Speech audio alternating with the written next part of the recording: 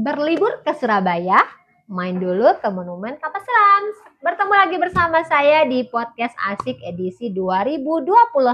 Hai, Assalamualaikum warahmatullahi wabarakatuh. Selamat tahun 2026 untuk sobat podcast Asik bersama semuanya di rumah. Mari kita belajar bersama untuk berkembang menjadi lebih baik. Nah, hari ini di awal tahun 2026 ini tentunya dengan harapan yang baru, dengan semangat yang baru, kami memulai podcast Asik TKS 1 Kota Bukit Tinggi dengan juga mendatangkan narasumber yang fresh ya, yang muda, fresh, bersemangat sesuai dengan tahun kita yang baru ini. Nah, beliau ini adalah salah satu pemenang di HGN di tahun 2025 kemarin, yaitu dalam rangka Hari Guru Nasional di tingkat Provinsi Sumatera Barat. Nah, beliau merupakan peraih terbaik 2 untuk kategori pengelola PAUD.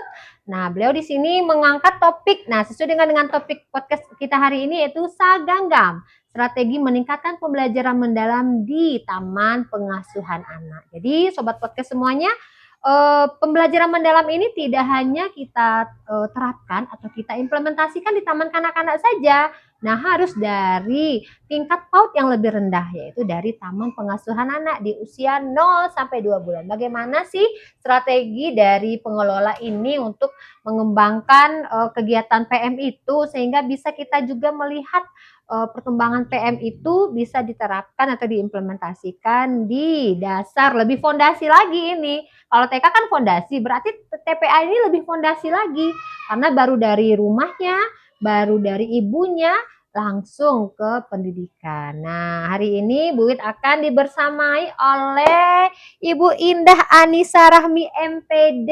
Nah, ini dia si gadis cantik ya, hari ini menemani Bu Wit ya, yang akan berbagi pengalaman bersama kita, berbagi ilmu juga untuk memberikan motivasi dan inspirasi bagi sobat podcast semuanya. Assalamualaikum warahmatullahi wabarakatuh, Kak Indah. Waalaikumsalam warahmatullahi wabarakatuh. Kak Indah ya. Bagaimana kabar Kak Indah? Alhamdulillah baik. Tahun baru, semangat baru? Semangat baru. Pacar baru enggak ya? Oh, enggak, masih yang lama. Baik. Nah, untuk awal ini boleh Bu Indah perkenalkan diri dulu deh untuk sobat podcast semuanya. Silakan. Baik, perkenalkan saya Indah Anissa Rahmi MPD, biasa dipanggil Indah. Saya merupakan pengelola TPA Aisyah 1 Kota Bukit Tinggi. Di provinsi? Di Provinsi Sumatera Barat. Oke, Bu Indah udah siap ya?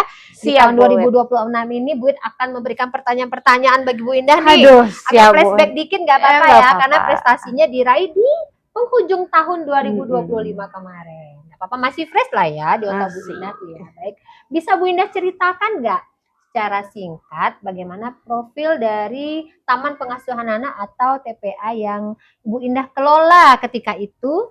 Nah, sehingga TPA dari Bu Indah itu bisa mencapai prestasi di tingkat provinsi.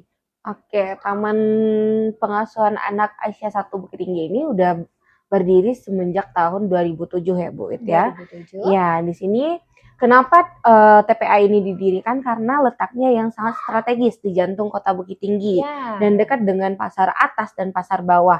Dan kebanyakan dari tahun dulunya itu, kebanyakan anak dari orang yang berjualan di pasar yang dititipkan di sini. Betul. Nah, strategi yang saya lakukan pada lomba HGN ini tentunya berhubungan dengan perkembangan dan pertumbuhan anak. Betul. Karena di TPA ini kita tidak bisa sebagai guru menjudge langsung perkembangan pertumbuhan anak tersebut. Kita harus memiliki mitra atau pihak lain ya, pihak lain yang kita bekerja sama dengan kita untuk melihat pertumbuhan dan perkembangan anak. Seperti itu. TPA dari Bu Indah ini udah lama juga ya sobat podcast ya, dari 2007. Dari umur Bu Indah 7 tahun. Bu 7 tahun, sekarang udah berapa Bu Indah? Udah 25 tahun. Oh, udah banyak ya, udah lama ternyata ya. Tetapi tetap memberikan pembaharuan sobat podcast. Nah, contohnya nih, Bu Indah kan seorang yang masih fresh graduated nih, baru selesai MPD nih ya kan. Nah, bisa mengelola TPA sehingga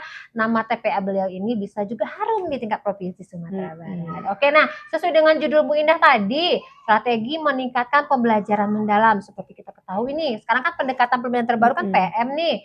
Nah, tapi kan yang umumnya orang-orang tahu di luar itu PM itu bisa diberlakukan dari mulai TK, SD dan seterusnya. Nah, bagaimana Bu Indah bisa memberikan penerapan PM itu di TPA dan apa tantangan? Pasti banyak tantangan. Apa tantangan yang Bu Indah hadapi sehingga Bu Indah menciptakan nih untuk menghadapi tantangan ini saya membutuhkan strategi Saganggam. Silakan. Oke, kalau untuk pendekatannya sendiri, kita mencari hal yang lebih dekat dengan lingkungan anak. Contohnya pada anak usia dini itu kita bisa mengembangkan motorik halusnya dengan mengenalkan pasir. Tapi kalau untuk anak usia 0 sampai 1 tahun Baby tidak bisa ya Bu Wit ya, langsung kita kenalkan Benar, dengan benar. pasir. Akan tetapi kita ganti medianya agar anak tersebut bisa dengan safety bermain dengan teman-temannya di sekolah. Atau mencari bahan-bahan yang bisa aman ya, aman bagi anak-anak.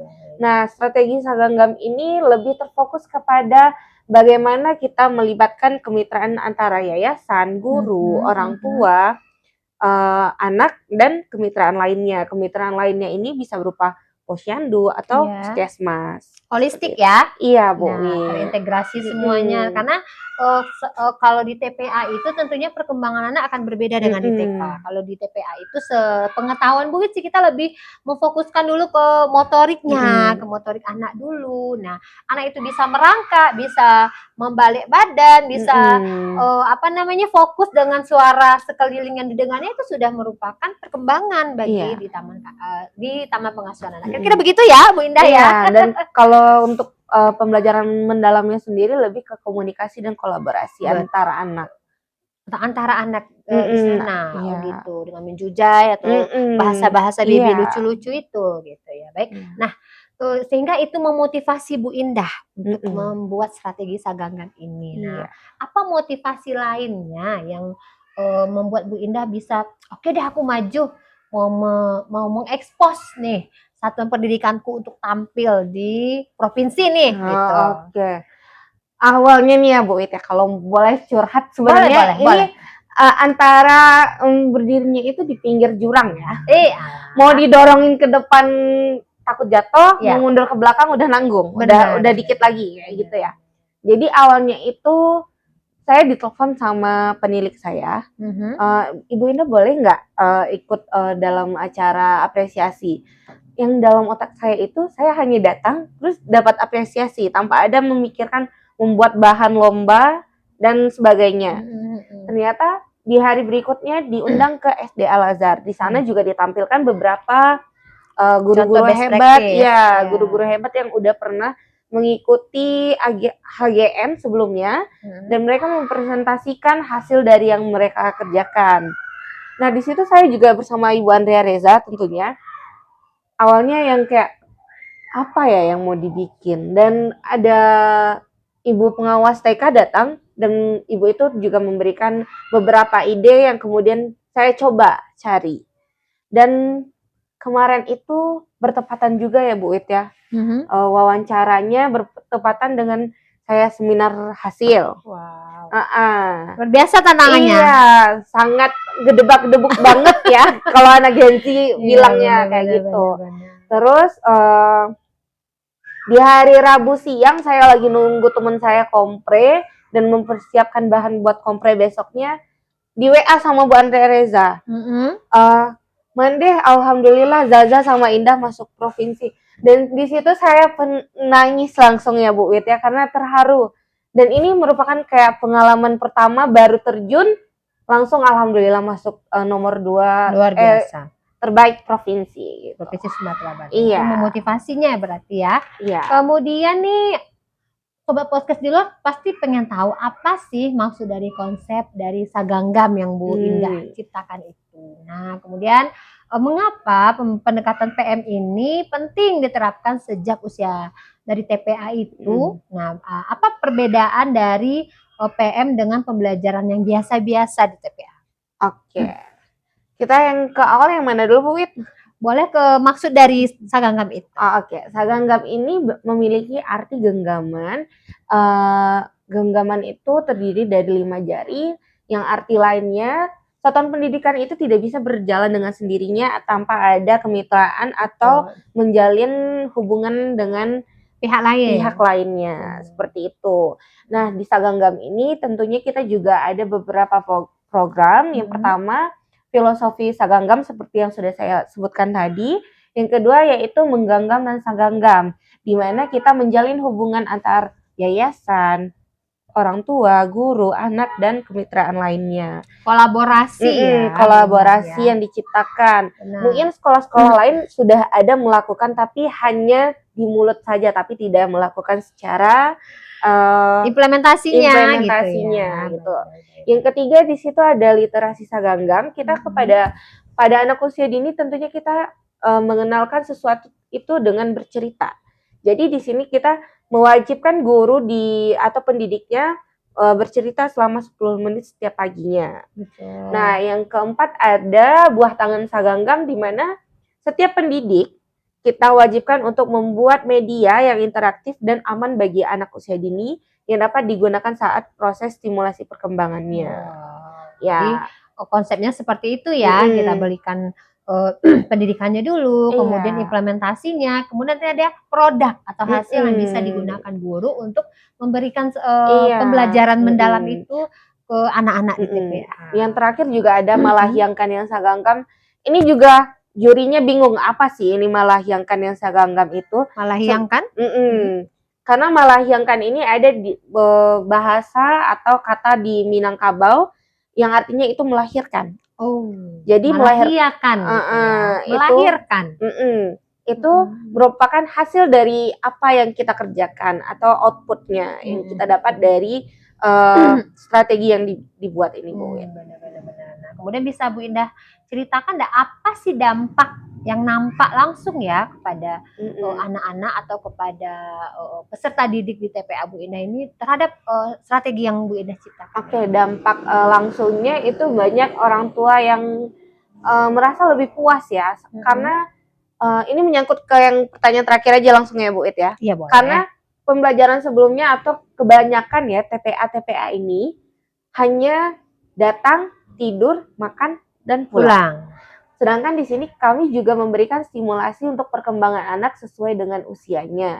Nah, banyak orang tua yang merasa terbantu, mungkin mereka banyak yang sibuk ya Bu It ya. Diantar pagi, dijemput sore. Mereka tidak tahu perkembangan anaknya seperti apa. Tentunya tidak ada waktu juga untuk menstimulasinya. Iya, dengan adanya program ini orang tuanya merasa terbantu. Oh, anaknya sudah berkembang sejauh ini, seperti itu. Kita juga kadang mendokumentasikan, memfoto atau memvideokan lalu dikirimkan via grup. Sebagai bukti ya, bagi orang tuanya.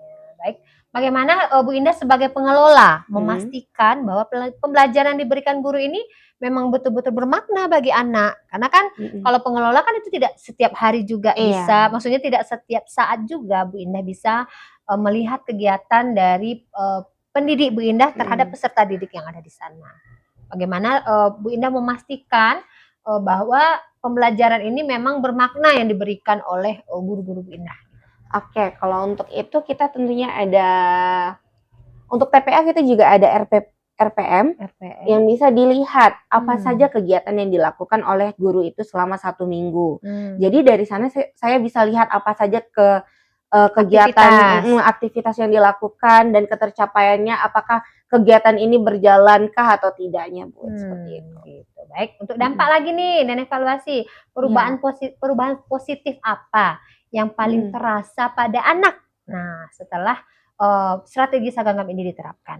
Kalau dampak positifnya kita dapat lihat anak-anak itu lebih leluasa untuk mengeksplor dunia sekitarnya. Mereka tidak bebas ya.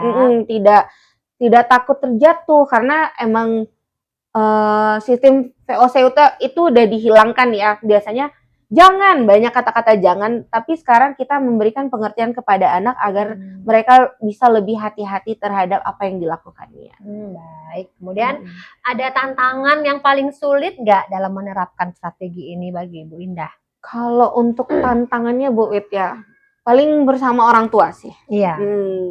Menyamakan waktunya, karena si orang tua kadang hanya terburu-buru mengantar si anak tanpa bisa berkomunikasi langsung dengan kita bagaimana menanyakan pertumbuhan dan perkembangan karena anaknya. sibuk dengan Iya. bekerja gitu Mm-mm, ya di seperti sana. itu. Mungkin apa rencana Bu Indah nanti untuk mengatasi tantangan tersebut dengan orang tua itu agar lebih komunikasinya atau pencapaian anak itu lebih bisa mereka lihat dan terima gitu.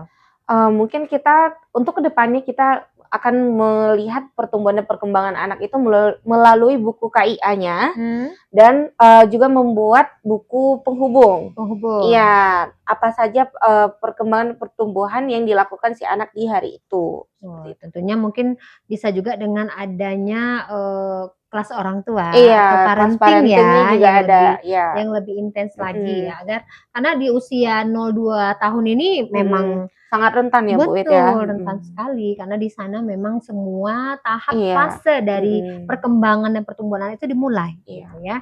Kemudian pesan deh Bu Indah untuk sobat podcast semuanya yang juga ingin menerapkan pembelajaran mendalam di tempat mereka masing-masing. Oke, pesan dan apanya Bu? Kesan. Pesannya jangan motivasi juga boleh. Iya, jangan berhenti untuk mencoba hal-hal baru karena kita tidak tahu jika kita tidak berani mencoba hal baru. Seperti itu Bu.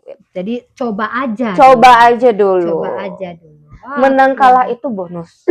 Apa harapan nih terakhir harapan Bu Indah ke depannya untuk pengembangan taman pengasuhan Bu Indah khususnya dan juga perkembangan dari taman pengasuhan se-Indonesia nantinya sehingga nanti akan berdampak nih untuk seluruh satuan pendidikan khususnya TPA di seluruh Indonesia. Oke, harapannya tentunya jadilah guru yang memiliki pemikiran growth mindset karena kita kalau jadi fixed mindset kita hanya berdiri di situ-situ saja. Nggak mau move on ya? Iya, nggak mau move on. Jadi kita harus berani mencoba apa saja tantangan baru dan perubahan baru yang dilakukan oleh kementerian kita tentunya Bu Wit.